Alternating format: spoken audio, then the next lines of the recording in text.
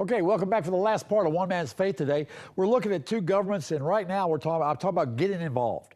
Get involved. Not just in government, but in other areas too, because they kind of lend into it. Just as we took break, I said, look out for the platforms. All right, there's a Republican platform and there's a Democratic platform.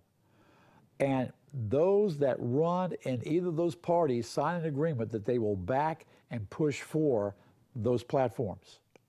All right? I said, it doesn't matter who's running. What matters is the platform. Okay, let me give you an example. Here's as a matter of fact, if you want to come by New Hope, I'll give you an outline of the two platforms. But here's one. This gives some issues. Abortion. Democrats, we believe that every woman should have access to quality reproductive health care services, including safe and legal abortion. Okay? The Republican Party, we support human life amendment to the Constitution and legislation to make clear that the 14th Amendment's protection applies to children before birth. Abortion is an abomination to God. Okay? Education. The Democrats are unified in their strong belief that every student should be able to go to college debt-free. Who's going to pay for that? Where's the money coming from? Are we not, what, 19 to 21 trillion dollars in debt? And now you want to send kids to school? How are they going to pay for that? You and me. Republicans, we declare opposition to the imposition of national standards and assessments. We support options for learning, including homeschooling, private or parochial schools, magnet schools, charter schools, online learning, and early college high schools. The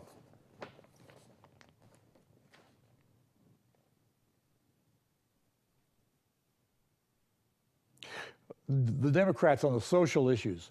We will challenge and dismantle the structures that define lasting racial, economic, political, and social inequity. Democrats support removing the Confederate battle flag from public properties and will push for a societal transformation to make it clear that Black lives matter and that there is no place for racism in our country. Democrats applaud last year's decision by the Supreme Court to recognize that LGBT people have the right to marry. We will ensure America's foreign policy is inclusive of the LGBT. The Republican side, traditional marriage and family based on marriage between one man and one woman is the foundation for a free society. All right? Homosexuality is an abortion. Homosexuality is an abomination to God. You see, in that one party, there's two parts of this platform, both of which are abominations. Now, let me ask you, would God want you to vote for those platforms?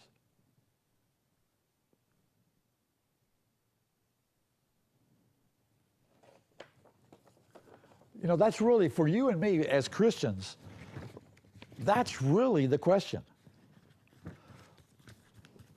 Can or would God support platforms that had abortion and homosexuality in them? Now, I have not looked at the Green Party or the Tea Party or the other parties to see, you know, most people are going to vote either Democrat or Republican. Let me give you another example. I got this brochure yesterday, I think. Say no to question 2. Question 2 is legalizing recreational marijuana. All right?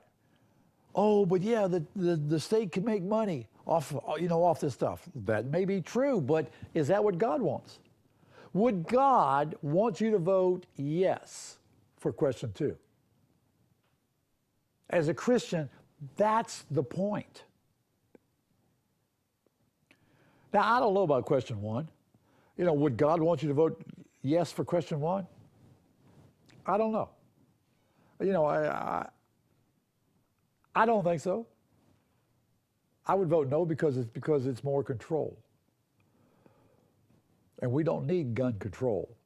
We need laws that will bring more bite. And that law is not going to stop a criminal from getting a gun.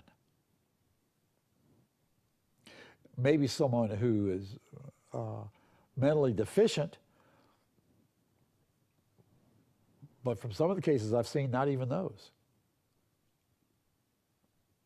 We just need to look as Christians at these things from the perspective of what would God do. In fact, I've said before, pray. Pray and ask God. It's not just a matter of common sense. I had someone talk to me and says, well, if I vote yes for question 2, we'll make all this money from this and it'll help our schools. Well, based on the way I've seen that they're going to set that up, is the schools will get what's left over from, or i.e., I could say the profit after the department that's going to run this gets its chunk for being able to back up and check and make sure. In other words, it could be years before our educational system saw any of that money. And then, how much would it be? But do we want to have recreational marijuana running around to the point of where they're even now starting to put it in candy and in brownies and things like that our young people could get hold of? Is it worth it? We just need to be careful. Sure, it sounds great. Oh, we're going to get money out of this thing because of all the money that's going into it. That may be true. But do you realize, that a lot of people are taking what they get from their medical marijuana card because they don't really use it all, and they're starting to sell it?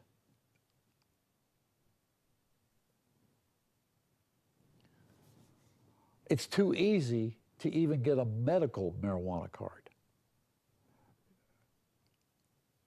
I know of people, I've heard of people, that it's a snap to get a medical marijuana card.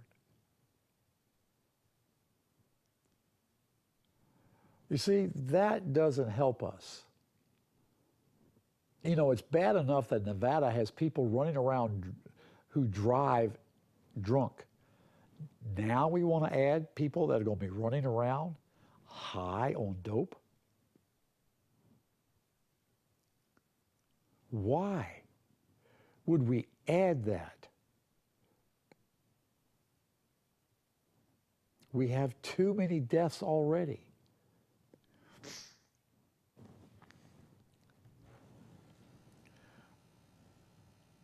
And I don't believe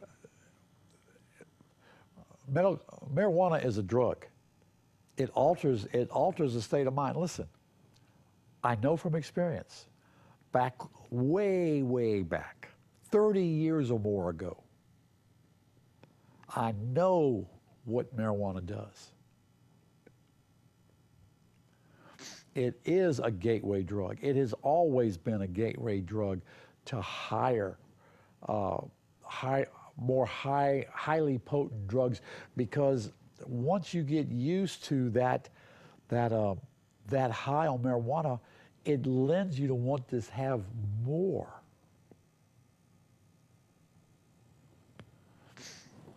And it comes under the term pharmakeia, which is witchcraft.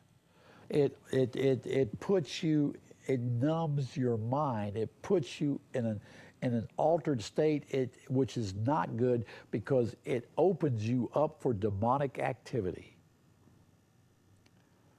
And do we want to open up more people to demonic activity? I mean, we got crazy enough people as it is.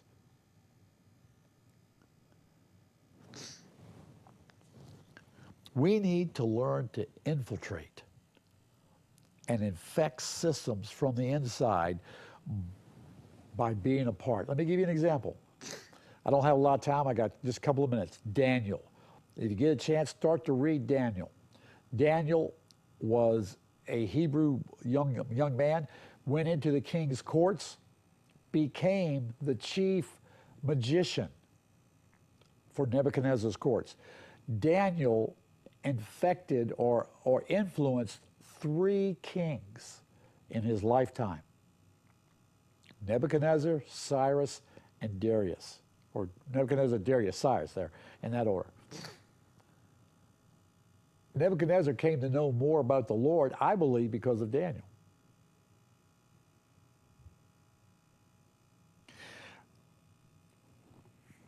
Darius put Daniel in the lion's den.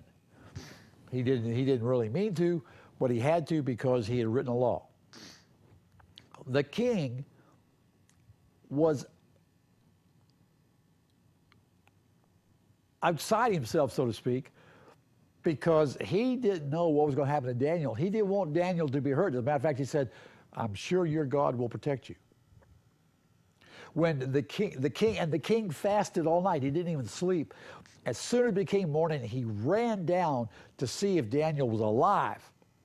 And he said, "Daniel, Daniel, are you there?" You know, now this is the king that just threw him into the lion's den. You know, Daniel could say, "Oh yeah, sure, king, I'm here. Yeah, no help to you." But you know what he says? He says, "O king, live forever." You see, Daniel influenced from the inside. And that's what we need to do. We need to become a part. We need to become good parts of the different areas in our life and infect them. And I just want to bless you. Go out, become a part, infect from the inside, and allow the light of God to shine through to those that are around you. All right, God bless you. Have a great week. I'll see you next time.